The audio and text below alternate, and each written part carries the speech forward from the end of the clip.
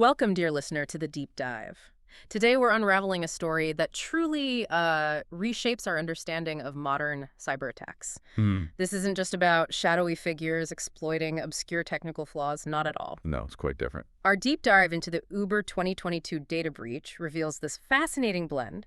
You've got human psychology, astonishingly simple technical missteps, and, well, a hacker driven not by financial gain, Right. but by bragging rights. That's absolutely right. The Uber 2022 data breach, it really stands out as a pivotal case study. Okay. It illustrates this powerful and pretty complex interplay. You have these human-centric vulnerabilities, Uh-huh. systemic technical weaknesses, and then also procedural failures, Hmm. just things not being followed. Right. So our mission today is to thoroughly dissect this multi-vector campaign. Okay. We won't just cover what happened, but Yeah. critically why it matters. Why it matters to every organization, every individual navigating our increasingly interconnected digital world. Yeah, that interconnectedness is key. It is. And we'll extract crucial, actionable lessons. We'll look at it especially through the lens of established frameworks like NIST Oh, okay. Good. to demonstrate precisely how even a well-resourced company can be caught, well, fundamentally off guard, especially by an adversary who understands human nature just as much as they understand code. Human nature, yeah. That's the twist. Get ready for some serious insights and practical takeaways, folks. This isn't merely recounting events, it's really a blueprint for understanding and maybe building modern cyber resilience. Exactly. And the next part of the story dives deep into how the attacker actually, breached their systems. Yeah, the initial steps. So let's set the scene. September 2022. Uber. A colossal multinational tech giant, right? Operating in over 10,000 cities. Massive scale. 0.13 billion monthly users. Suddenly, they find themselves the target of a cyber attack. What exactly made this particular incident a textbook example of a modern attack strategy? Well, one of the key factors that makes it a textbook case is the initial announcement of the attack itself. This happened on September 15th, 2022. Okay. And what's truly striking here is that it wasn't Uber that formally announced the breach. Not to the public, not even initially to its employees. No. Who then? Instead, the hacker themselves took credit, and in a truly brazen fashion. Wow.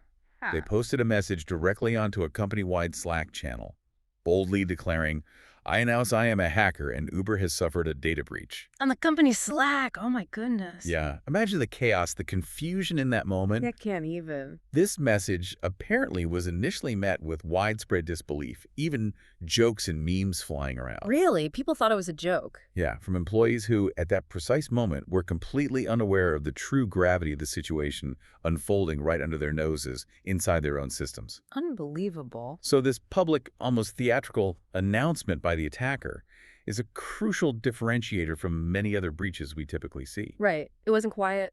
Not at all. Yeah. It immediately turned the incident into this high-profile spectacle rather than some quiet, behind-the-scenes infiltration. So instead of a subtle covert operation, it was just loud.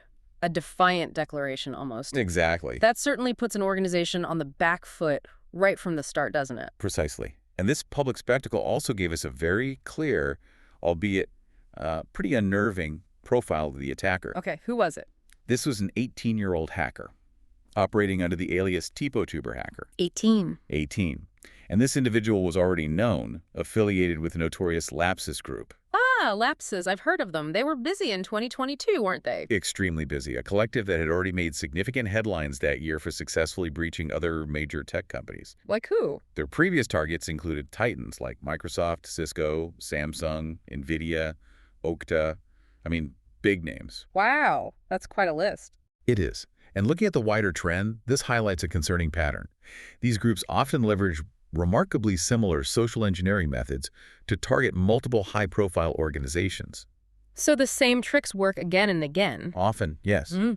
This consistency in tactics made the Uber breach almost feel like, well, maybe not inevitable, but certainly a predictable outcome within this rapidly evolving and increasingly aggressive threat landscape. Hmm.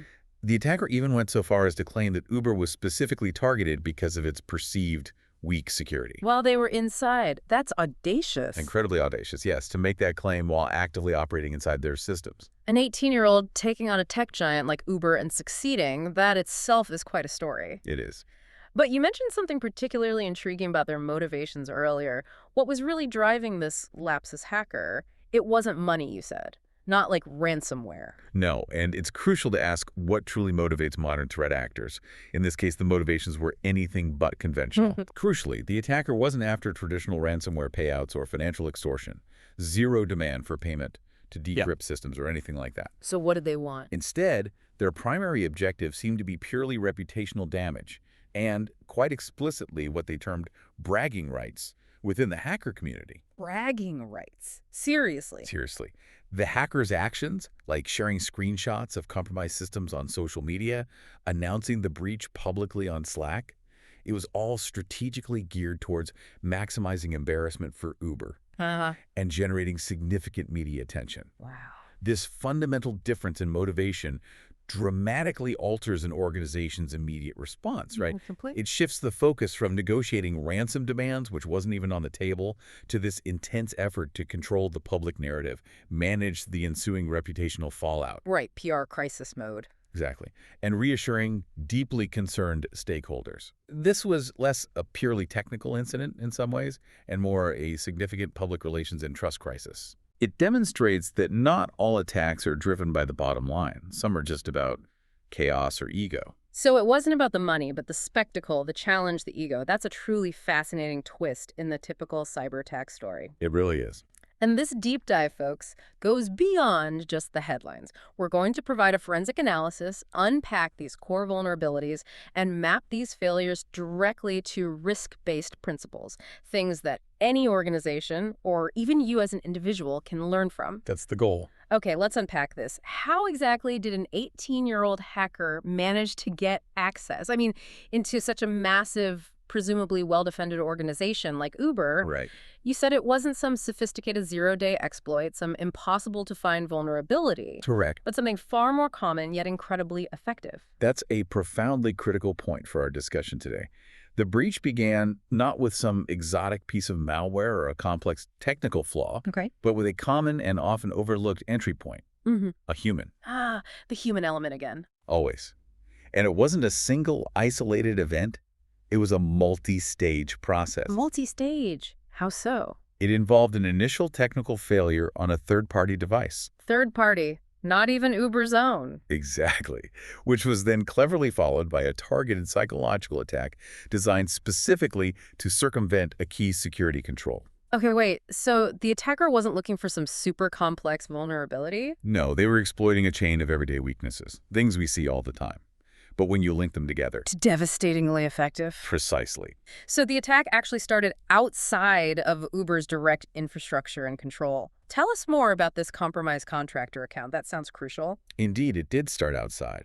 The attack's initial entry point was a stolen corporate password Okay. belonging to an external contractor who was working with Uber. A contractor. Right. What makes this even more insidious is that these credentials apparently were not stolen directly from Uber. They were allegedly purchased from a dark web marketplace. Wow. So they were already out there. Already circulating in illicit circles, yes. Yeah. And if we look at the broader implications, the underlying root cause for that credential exposure was that the contractor's personal device had been infected with malware. Their personal device, not a company laptop. Apparently so, which highlights a truly critical lesson in robust third-party risk management. Definitely. An organization's security perimeter is fundamentally only as strong as its weakest link. And here it was a contractor's personal PC. Exactly. A device completely outside of Uber's direct control or security oversight. The failure to sort of secure or account for this external vulnerability created the foundational access point for the entire elaborate attack that followed. It's a stark reminder, isn't it? Companies rely on so many external partners, vendors. Absolutely. And their attack surface expands dramatically because of it. You're bringing in risks from environments you don't directly control. That makes perfect sense. You're only as strong as your weakest link. But okay, a stolen password isn't always enough, right? Especially if a company like Uber has multi-factor authentication, MFA, in place. A good point. How did the attacker manage to get past that crucial layer of defense? This is where the human element really comes into play, isn't it? Exactly. The stolen password alone was, fortunately, not enough initially. Yeah. Because the contractor's account was, as you'd expect, protected by multi-factor authentication. Uber's MFA policy requires that second factor, beyond just the password. Standard practice, yeah. And it initially blocked the attacker from gaining entry. Phew. Okay, so it worked at first. It did. But this is where the attacker demonstrated a deep and frankly alarming understanding of human psychology. How so? They launched what's known as an MFA fatigue campaign. MFA fatigue. I've heard of this. What exactly is it? They relentlessly sent a flood of MFA approval requests to the employee's phone. Non-stop notifications. Like push notifications. Approve, log in. Exactly those. Sometimes hundreds of requests, apparently over the course of more than an hour. An hour, wow. This constant bombing of notifications was specifically designed to create intense annoyance and psychological pressure. I can imagine. It exploits human cognitive weaknesses, right? And that natural desire to make a persistent, annoying problem simply stop. I can absolutely see how incredibly annoying and stressful that would be, your phone just buzzing and pinging constantly. It would be incredibly disruptive. Terribly disruptive. But then there was a social engineering twist on top of that to push the employee over the edge. Yes, and this is what made the attack particularly insidious and ultimately successful. Okay, what happened? Concurrently with the relentless MFA bombardment, the hacker directly contacted the employee via WhatsApp. On WhatsApp, not like a corporate channel. On WhatsApp, impersonating Uber IT team member. Oh, clever. Playing on the frustration. Exactly. Playing on the employee's likely frustration and confusion. The hacker instructed the employee to approve just one MFA request. Just one. Claiming that doing so would finally make the relentless notifications stop, and that it was part of some urgent IT security issue they were handling. Oh, the urgency factor, too. Right. The employee, succumbing to this immense pressure and sophisticated deception, approved one of the requests. Oh, no. And that single action effectively granted the attacker complete access to Uber's internal intranet and VPN. Just like that, one tap. One tap. This entire sequence, it represents a profound security failure. It demonstrates unequivocally that even a robust technical control like MFA, it's vulnerable if it's not supported by equally robust human-centric defenses. Yeah, the tech alone isn't enough. Not at all. The employee's response was, in their mind, probably a rational decision, albeit ultimately incorrect. Just trying to make the noise stop. Exactly. Trying to stop a persistent and annoying problem. And this incident exposed a key design flaw in those simple push-based MFA systems. Right, the ones where you just hit approve. Yes. It highlights that security awareness training must evolve dramatically. It needs to actively prepare employees for this kind of psychological manipulation, these social engineering tactics, not just, generic phishing emails we've all seen. Right, it's more sophisticated now. Much more. It's about empowering every employee to recognize, to question, and to safely report any suspicious activity. Even when it appears to come from an internal, trusted source like IT. Without fear of getting in trouble. Crucially, yes, without fear of reprisal. Okay, so we have a compromised contractor account, a relentless MFA bombing campaign, and that cunning social engineering trick. That's how the attacker got their initial foot in the door. That was the entry point, yes. But how did that single compromised account, that one foot in the door, rapidly transform into a full takeover of Uber's vast network?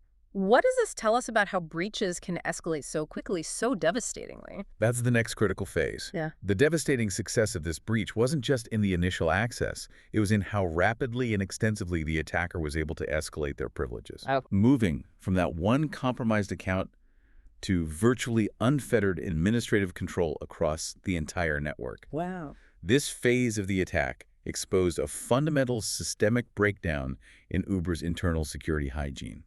Just basic blocking and tackling, where weak controls essentially amplified what started as a relatively small breach into a catastrophic incident. It was truly a textbook example of a domino effect. Domino effect. Yeah, where each successive vulnerability, once exploited, led directly to another, systematically unraveling the company's entire security posture. Okay, so they were in via the VPN with the contractor's credentials. What was their next move? How did they escalate? What's particularly striking here is how quickly they managed to find something so pivotal.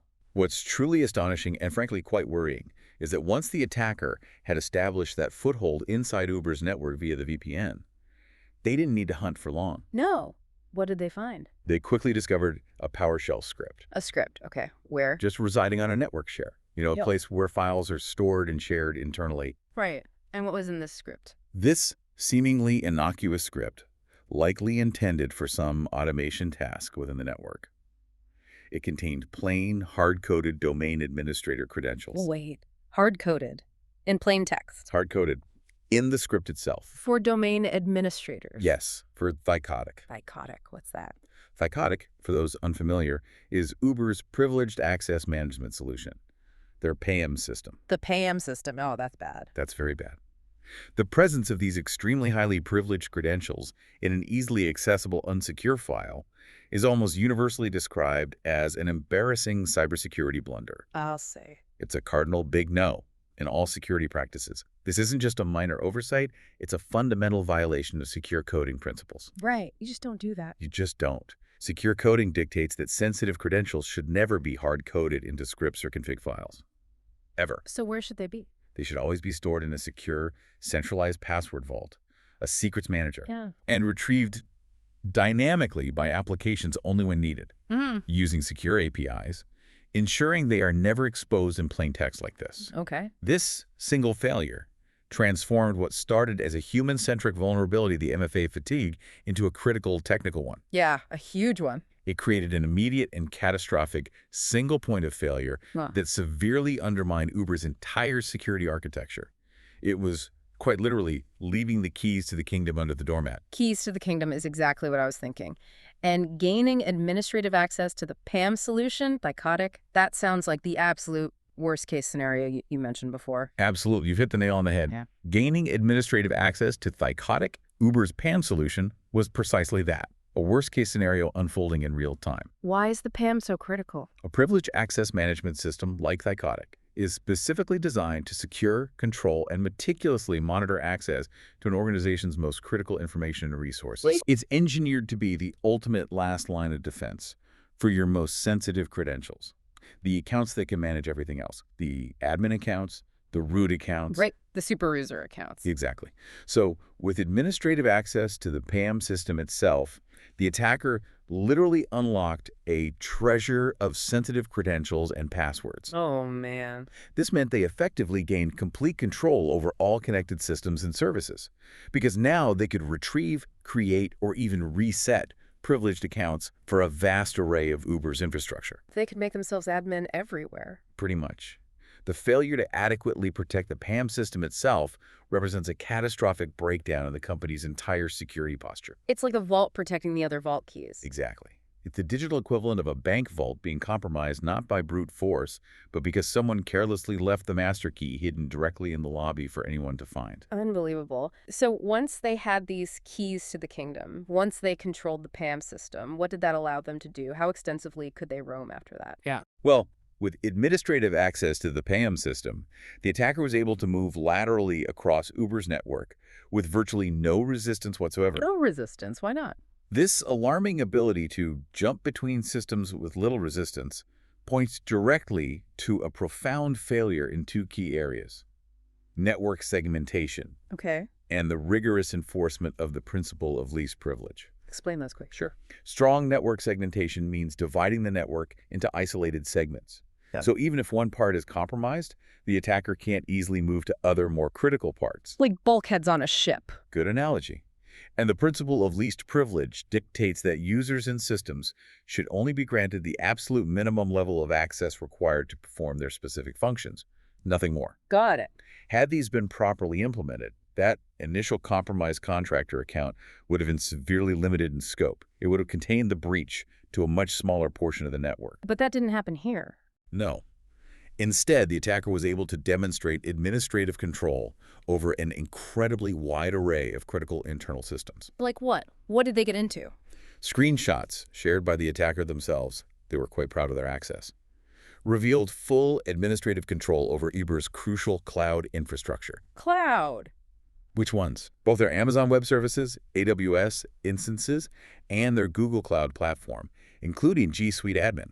Wow, admin on both major clouds. Yes, which meant potential control over countless cloud resources, data storage, user accounts, a huge amount of power. What else? They also compromised internal communication platforms like Slack, which, beyond allowing them to post that brazen announcement, also exposed a torrent of sensitive internal communications, strategic plans, business data. Everything being discussed internally. Potentially, yes.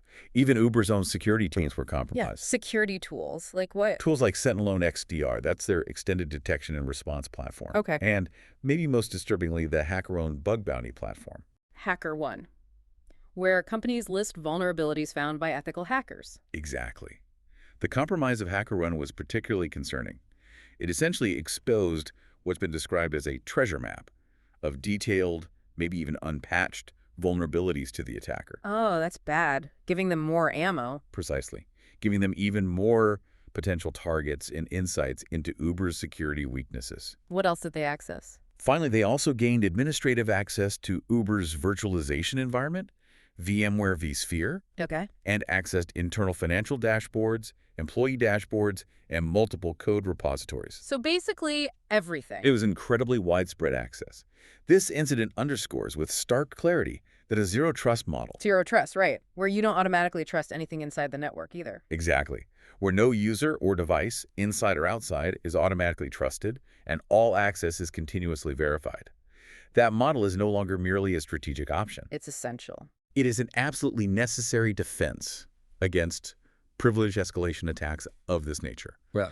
It concerns that if one element fails, like that initial access, and there aren't sufficient internal barriers and verification steps, the entire system is at profound risk. That sounds like a total meltdown from a technical perspective, just complete compromise. From an access perspective, yes, it was incredibly deep. But what was actually compromised in terms of data? What did they take? And critically, what wasn't touched? This distinction feels incredibly important for understanding the full, sort of nuanced impact of a breach like this. You've highlighted a vital distinction there. While this was indeed a catastrophic security event from a technical standpoint, the level of access was profound. The actual damage incurred had a rather nuanced profile. Okay. And this nuance was less a testament to the inherent strength of Uber's security controls, frankly, Right. and more a direct function of the attacker's remarkably limited and unconventional motivations. That whole bragging rights thing again. Okay. So the difference between what they could have done and what they did do. Precisely. The difference between what was technically accessible to the attacker and what was actually exfiltrated or manipulated is a critical point that shapes our understanding of the breach's ultimate consequences. Let's start with that inventory of compromised systems again. You mentioned a truly extensive list where they gained admin control. Can you just recap the highlights? What was fully compromised? Certainly. The attacker gained full and complete administrative control of essentially root access over several critical systems. Okay. This included Uber's PAM solution, Thycotic, which, as we discussed, became that central point of failure, granting them widespread credentials. Right, the keys. Then full admin access to Uber's AWS instances and Google Workspace admin. That meant the ability to manage, modify, potentially delete cloud resources, user accounts, vast amounts of data. Huge potential impact there. Huge. The company's Slack workspace was thoroughly compromised, which not only let them post their announcement, but also exposed a massive trove of sensitive internal communications, strategic plans, proprietary business data, Yeah, the internal chatter. access to security tools like Sentinel XDR, and most disturbingly, the HackerOne bug bounty platform. That HackerOne access still sounds particularly bad. The treasure map. It was alarming, yes. Yeah. It could have exposed detailed, potentially unpatched vulnerabilities. And finally, admin access to the VMware vSphere environment, plus access to internal financial dashboards, employee dashboards, and multiple code repositories. So This is an extremely important question, and it's a critical point for the public and for individual users of Uber services. So what was the verdict? Uber officially stated, and this seems to have held up, that no customer or user data like trip history, credit card numbers, or bank account numbers was compromised. Okay, that's actually surprising given the level of access and hugely important. It was a significant factor in limiting the public fallout and direct financial or identity harm to individual consumers, which, given Uber's scale, is a considerable relief. Definitely. But something must have leaked, right? Oh, absolutely. While customer PII was reportedly safe, a massive amount of corporate data was undeniably leaked. Corporate data. Like what? This included that vast collection of internal corporate communications from Slack, detailed strategic plans, sensitive business data, Huh? and, significantly, the personal information of 77,000 Uber employees. 77,000 employees. What kind of info? This specific employee data included full names, corporate email addresses, and even detailed work location information. Wow. So while the most sensitive customer data appears to have been protected, employee privacy and corporate confidentiality were still severely impacted. Severely impacted, yes. Yes, That's a huge breach of trust for their own workforce. it absolutely is. And this leads us directly to a critical, overarching lesson from this whole incident. Which is? The fact that customer data was not exfiltrated appears to be far more a matter of the attacker's unique, unconventional motivations The bragging rights again? than it was a testament to the inherent strength or effectiveness of Uber's security controls. That's a sobering thought. It really is. The attacker's stated goal was reputational damage, not selling customer data on the dark web. So if it had been a different attacker, Exactly. Looking at the wider trend, a more malicious attacker with traditional financial motives like a state-sponsored group or a sophisticated ransomware operation could have easily caused irreparable harm. right. They could have exfiltrated or manipulated vast amounts of sensitive customer data, given the profound level of administrative access they achieved. Yeah, the access was there. The access was absolutely there. Organizations simply cannot afford to rely on the benign intentions or limited scope of their attackers. It's just not a strategy. You have to plan for the worst. You have to.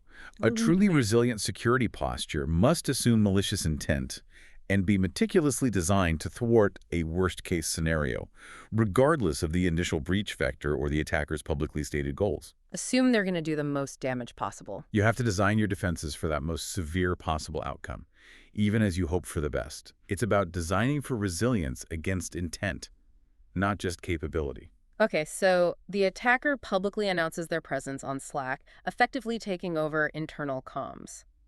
How did Uber react then, once the cat was well and truly out of the bag? Right, a very public cat out of a very public bag. And what does this entire sequence of events tell us about their existing threat detection mechanisms? Because it sounds like they didn't detect it themselves initially. That's a profoundly significant finding, yes. The fact that Uber's incident response was initiated after the attacker's public announcement on Slack, it strongly indicates a failure in their automated threat detection mechanisms. So the Slack message was the alert. In essence, yes. The hacker's message on Slack literally served as the de facto alert system for Uber's security team. Wow. That's not ideal. No, it's a critical gap. Because ideally, a mature security program should possess real-time monitoring and alerting capabilities, things that could have detected unusual login attempts. Like the MFA bombing. Potentially, yes. Yeah. Or the privilege escalations, the extensive lateral movement, detecting that long before the attacker was able to take over internal comms and publicly declare their presence. Right, so they could have stopped it sooner. Potentially, yes. Yeah. This highlights a critical deficiency in their proactive threat detection and monitoring. However, that being said, once the breach was known and confirmed, Uber's response was commendably swift and comprehensive. Okay. So the alarm bell was rung by the hacker themselves, but once that alert went off, what were the immediate actions Uber took? How did they try to contain the breach and stop the bleeding? Upon receiving that very public and alarming alert, Uber's security team took decisive actions to contain the intrusion and mitigate further damage. What sort of things? These immediate steps followed pretty standard, well-established protocols for responding to a major security event. Firstly, they moved swiftly to shut down affected internal tools. Like Slack. Yes, including critical platforms like Slack, their AWS instances, and G Suite, effectively severing the attacker's access and halting further malicious activity within those systems. Okay, cut off access. What else? Secondly, they immediately locked down the code base. To stop code changes. Exactly. To prevent any unauthorized changes, code injections, or potential sabotage by the attacker. Thirdly, they mandated a company-wide re-authentication for all internal systems. Make everyone log in again. Right. A crucial step designed to ensure that any session tokens or compromised credentials the attacker might have been using were invalidated. Force fresh, legitimate authentication. Makes sense. And finally, Uber's team worked rapidly to identify compromised or potentially compromised employee accounts, blocking their access and enforcing mandatory password resets across the board. Cleaning up the accounts. Yes. These were critical, rapid moves aimed at cutting off the attacker's capabilities and preventing deeper or wider compromise. That sounds like a robust, albeit reactive, containment strategy. But what about the next crucial phases? Eradication, getting them out completely, and recovery. Right, containment is just step one. Following that initial containment, Uber proceeded diligently with measures to eradicate the threat and begin the arduous recovery process. What did that involve? Key actions included comprehensive credential rotation for a vast array of internal services. Changing all the passwords and keys. Essentially, yes. An absolutely critical step to invalidate any access keys, secrets, or privileged credentials the attacker may have stolen from that compromised PAM system. Right. Changing the locks after the keys were stolen? Exactly, rendering any stolen ones useless. This often involves recreating cryptographic keys and secrets as well. Okay. What else? Additionally, the company implemented what they described as extra security and behavioral monitoring across its entire internal environment. More monitoring. Why? Well, this enhanced monitoring was crucial for several reasons. One, to detect any residual suspicious activity that might indicate lingering access. Make sure they're really gone. Right. Two, to prevent any attempts at re-entry by the attacker using maybe a different method. And three, to establish a new baseline of normal system activity.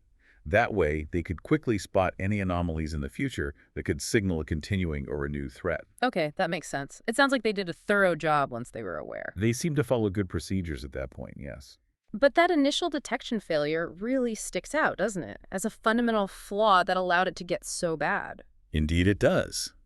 While Uber's response actions were technically sound and largely followed established protocols for containment and eradication, the initial detection failure is a profoundly significant finding, not just for Uber, but for the broader security community. Yeah. As I mentioned, a truly mature security program should have robust, real-time monitoring and alerting mechanisms in place. These systems should have been capable of detecting those unusual logins, the privilege escalations, the lateral movement. Before the Slack post. Well before the attacker was able to take over comms and publicly announce their presence. This highlights a critical gap in threat detection and monitoring capabilities. It's a core function, right, like in NIST. Exactly. It's a core function often outlined in security frameworks like the detect function of the NIST cybersecurity framework or the monitoring and review category of the NIST privacy framework. So the lesson is? Looking at the wider trend, it just underscores the vital need for organizations to invest as much, if not more, in sophisticated detection capabilities as they do in preventative measures. Because prevention isn't always foolproof. Exactly. Because even the most robust preventative defenses can, at times, be circumvented. You need to know when they have been, and quickly. This entire incident truly highlights that timeless adage, doesn't it? An ounce of prevention is worth a pound of cure. Absolutely. Especially in cybersecurity. The cure is often incredibly expensive and damaging. So from a preventative standpoint, looking back, what could have been done differently at various stages maybe to stop this breach or at least severely limit its impact? Yeah, this is where we can really learn. The Uber 2022 breach provides an invaluable opportunity to move beyond simply describing the failures and instead focus on prescribing concrete prevention strategies. Things organizations can actually do. Okay, how do we approach that? By systematically mapping Uber's shortcomings to the robust principles of something like the NIST privacy framework. Right, you mentioned NIST earlier. Yes. By using a framework like that, we can identify precise, actionable steps that organizations can take to significantly harden their defenses and build a far more resilient security posture overall. Oh, okay, a framework approach. Let's start with governance and policy, particularly since the attack originated from that compromised third-party contractor account. What could Uber have done better there, managing that external risk? Right. So under the NIST Govern P and Identify P functions, which are essentially about understanding and managing privacy and security risks, especially within your broader network of partners and your whole data processing ecosystem. Okay. The attack's origin in a compromised third-party contractor account represents a critical foundational failure. What should have happened? Organizations must implement an incredibly rigorous third-party risk management program. This isn't optional anymore. What does rigorous mean in practice? It includes robust vetting and assessment, meaning thoroughly evaluating the security posture of all third-party vendors and contractors before you grant them any access to your systems or data. Due diligence up front. Exactly. Beyond that initial assessment, you need clear contractual obligations, explicitly requiring third parties to adhere to your organization's specific security policies and standards. Put it in the contract. Put it in the contract. And this isn't a one-time check either. Continuous monitoring is absolutely essential. How do you do that? Regularly auditing and monitoring third parties to ensure they are consistently meeting their security and contractual obligations. The lesson here is stark. Your security perimeter effectively extends as far as your least secure partner. So that oversight is non-negotiable? Non-negotiable. And then there's the undeniable human element that employees succumbing to MFA fatigue. How does a framework like NIST address security awareness and training in a way that could have prevented that critical human error? Yeah, the human factor. The employee's capitulation to MFA fatigue was a direct and really unfortunate consequence of a training failure. How so? Traditional security awareness training, the kind that often focuses solely on how to identify generic phishing emails. Yeah, the annual click-through training. That kind. It's simply no longer sufficient in today's threat landscape. It just isn't. So what's needed? Organizations must adopt a far more advanced, human-centric approach to training, something that aligns with the awareness and training functions in frameworks like NIST. What does that look like? This training needs to specifically address psychological tactics, explicitly teaching employees to recognize and effectively respond to sophisticated social engineering and psychological manipulation tactics like MFA bombing, which cleverly exploit human annoyance and that sense of urgency. Training for the real threats they might face. Exactly. And just as important is fostering and empowering a reporting culture, meaning cultivating an environment where employees feel absolutely safe to report any suspicious activity, like a flood of unexpected MFA requests, without any fear of reprisal or being blamed for it. Making it safe to speak up. Absolutely. The overarching goal should be to sort of alter the psychology of employees, make them inherently skeptical of urgent or unusual requests, even if those requests appear to originate from an internal source like IT. Pause, verify, report. Exactly. Learn to pause, verify, and report. That's a crucial and necessary shift in focus for security training. Now let's look at the technical and procedural safeguards. That push-based MFA, while better than nothing, obviously proved vulnerable here. It did. What are the more robust, maybe phishing-resistant alternatives available to organizations today? Right. The Uber breach clearly demonstrated that not all MFA is created equal. Some forms are definitely more resilient than others. Okay. The push-based MFA system, where you just tap approve, proves susceptible to human error and psychological manipulation when subjected to that sustained fatigue attack. So what's better? To mitigate this specific vulnerability, organizations must seriously consider moving to stronger, genuinely phishing-resistant forms of MFA. Like what? These could include hardware tokens, things like physical FIDO keys. Like a little USB key? Exactly. Which require a user to have a physical device present and actually interact with it, touch it, usually to authenticate. This dramatically reduces the risk of remote phishing or social engineering. Can't remotely tap a physical key. Precisely. Another highly effective option is number matching. Number matching. Yeah, where authenticator apps require users to input a unique number displayed on the login screen into their app. Ah, so you have to actively type something. Right. It makes it virtually impossible to accidentally approve a random or malicious request because the user must actively type in a specific visual code that matches. That sounds much better. Both these methods effectively remove that human element of simply tapping accept under duress or confusion. They require more deliberate action. And then there were those hard-coded credentials. That was such a glaring, almost unbelievable error. How can organizations prevent such fundamental mistakes, especially for highly privileged accounts? Oh, the hard-coded credentials, yeah. Yeah. The discovery of those domain admin credentials in a PowerShell script was, as you said, a catastrophic failure of basic security hygiene. Basics, right. And it represents a profound lack of adherence to secure development practices. This critical vulnerability is directly addressed by categories in NIST frameworks, like data protection policies and procedures. So that's the rule. The fundamental rule is this: credentials, particularly those for highly privileged accounts, must never be hard-coded. Not in scripts, not in configuration files, not left on accessible network shares, never. Creates an immediate single point of failure. Immediate. Instead, all secrets and credentials should be stored in a secure, centralized secrets vault or secrets manager. Access to these secrets should then only be granted via secure, API-driven methods that retrieve the credentials dynamically, only at the moment they are needed, without ever exposing the raw credentials in plain text. So the script asks the vault for the password when it runs. Essentially, yes, in a secure way. This ensures that even if a script or system is compromised, the actual credentials remain secure and are not revealed. Makes sense.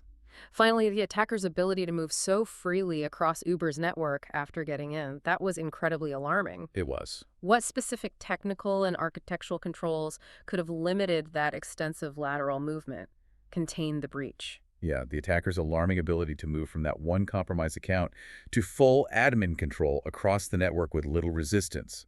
It exposed a critical lack of robust network segmentation and a profound failure to enforce the principle of least privilege. Right, you mentioned those before. How does NIST address that? Well, the identity management, authentication, and access control categories and frameworks like NIST directly address these types of failures. So what are the controls? To prevent such widespread lateral movement, organizations must rigorously implement the principle of least privilege.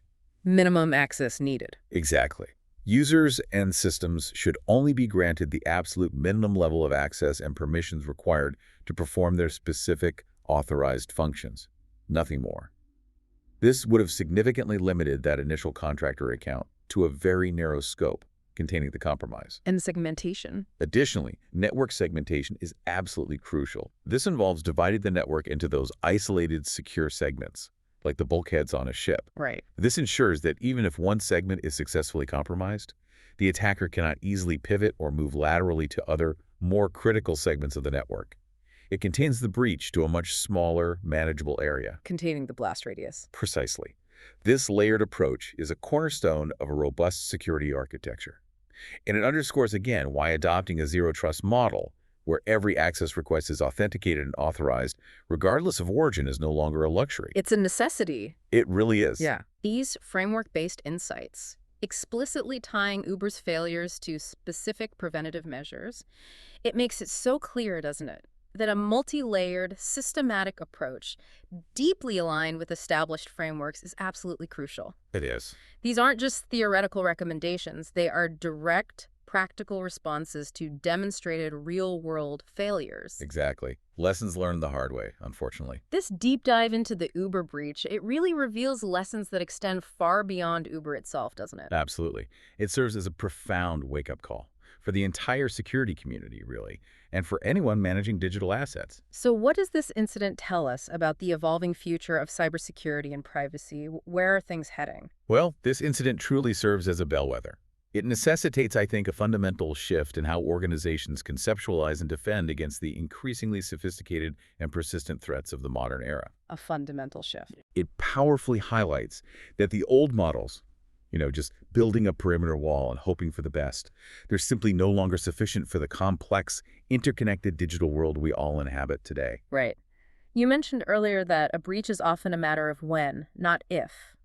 What does that mean for how organizations should fundamentally approach their security strategy and their investments? Yeah, the when, not if reality. The Uber breach occurred despite the company's significant investment in cybersecurity, which reinforces that harsh new reality. A breach is increasingly a matter of when, not if, for almost everyone. So what do you do if you can't prevent everything? It necessitates a fundamental paradigm shift, moving from solely focusing on prevention to adopting a dual strategy of cyber resilience. Cyber resilience, define that. Cyber resilience is the comprehensive ability to not only anticipate and withstand an attack, but also to rapidly recover from it with minimal disruption to business operations. Anticipate, withstand, recover. Exactly. This demands proactive planning for the inevitability of a breach, which includes developing a well-defined and frequently tested incident response plan. Testing is key. Crucial. A plan that encompasses robust systems for rapid detection, efficient containment, and swift recovery. This represents a far more mature, realistic, and frankly, necessary approach to risk management today. So prevention is still important. Critically important, yes. But it must be coupled with the demonstrated capacity to bounce back quickly and effectively when, not if, defenses are inevitably penetrated. Okay. And the attack originating from a third-party system, that contractor's personal device that really emphasizes the dramatically expanding attack surface for every organization, right? Absolutely. It's no longer just about securing your own four wall. Not at all. Securing the entire data processing ecosystem is now paramount. The attack's origin in a third-party contractor system highlights the immense and often underestimated risk posed by our increasingly interconnected digital ecosystem. It's huge. As companies rely more and more on a complex web of SaaS applications, cloud services, countless third-party vendors, their attack surface expands dramatically, often beyond their direct control. So what's the lesson there? The strategic lesson here is clear. Those old models and frameworks of third-party risk management need to be urgently updated. That's a direct quote from analysis of this. Oh, updated. It means proactively considering the entire supply chain, all partners, suppliers, even individual contractors, as an integrated part of your own security posture. Shared responsibility. It requires close collaboration with suppliers, active sharing of threat intelligence, fostering a shared culture of security and accountability, to collectively reduce the overall risk for everyone involved, not just your direct enterprise. It's like living in a digital neighborhood, you said. Exactly. The security of your house depends not just on your locks, but on the security of every house on the block. You have to work together. So it really is about the whole neighborhood. You also mentioned the critical convergence of cybersecurity and privacy risks earlier. How did this particular breach vividly illustrate that intricate relationship? Yeah, this raises an extremely important question about how we view these two distinct yet intimately linked domains. Cyber and privacy. Yeah. Yes. The Uber breach is a compelling and stark example of that intricate relationship. It shows how a failure in one can directly lead to a failure in the other. How so in this case? Well, while customer PII was reportedly not exfiltrated, the compromise of internal communications and the highly sensitive personal data of those 77,000 employees, that constituted a profoundly significant privacy event. Right. Employee privacy. Exactly. This created adverse consequences for countless individuals, the employees whose data was leaked, and, significantly, for the organization itself. Reputational damage, potential regulatory scrutiny. The strategic lesson here is unequivocal. Cybersecurity and privacy risk management must be integrated. They have to be viewed through a single, holistic lens as championed by frameworks like the NIST privacy framework. Can't treat them separately. You really can't. Robust cybersecurity controls like stringent access control, comprehensive data security measures are absolutely essential for effectively managing privacy risks. You cannot truly protect privacy without implementing robust cybersecurity defenses. Two sides of the same coin. They really are. And finally, we keep circling back to it, the human element. The entire attack ultimately hinged on that contractor making a single critical mistake under pressure. It did. What does this incident tell us about the enduring and maybe often underestimated criticality of the human factor in cybersecurity? Yeah, if we connect this to the bigger picture, the attack's ultimate success unequivocally depended on a human element. The contractor's susceptibility to social engineering, the sheer psychological pressure of MFA fatigue. Right. This demonstrates that human fallibility isn't some minor, easily overlooked vulnerability. It's a primary, exploitable attack vector that can, and absolutely will, be weaponized to circumvent even the strongest technical controls. So the takeaway is? The overarching lesson is that a human-centric security culture is paramount. Absolutely critical. And what does that involve? It involves not only effective, engaging, continuously updated training, as we discussed, but also fostering an organizational environment where employees feel genuinely empowered to question unusual requests and report any suspicious activity without fear of reprisal or blame. That's psychological safety again. Exactly. The Uber breach starkly underscores that technology alone cannot and will not solve the security problem entirely. It must be coupled with a robust, proactive, and deeply human-focused defense strategy. We need that human firewall. We need to actively build and maintain a human firewall that is every bit as strong and resilient as our technical ones. Absolutely. Hashtag tag outro. Wow. What an incredible deep dive this has been. From a simple stolen password found on a personal device, Yeah, starting so small. to an 18-year-old hacker effectively taking over a tech giant's entire network. Fueled by a relentless stream of push notifications and a single glaring coding error that left the keys to the kingdom just lying there. Exposed, yeah. It's a stark, compelling reminder, isn't it, that our digital world is this complex tapestry woven from human behavior, intricate technical systems, and constantly evolving threats. Indeed. The Uber 2022 breach is a profound and, I think, lasting case study. It vividly illustrates how seemingly disparate failures, in third-party risk management, in human-centric security awareness and basic credential hygiene, how they can tragically converge to create a systemic catastrophic incident. And the damage could have been even worse. Much worse.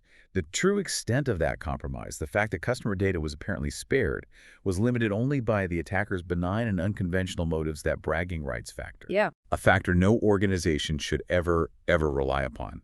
It's not a control. No. A truly mature and resilient security program must adopt a holistic, integrated approach, emphasizing continuous management of third-party risk, advanced phishing-resistant controls, secure development practices ingrained into every line of code, and most crucially, a human-centric security culture that empowers every single individual in the organization.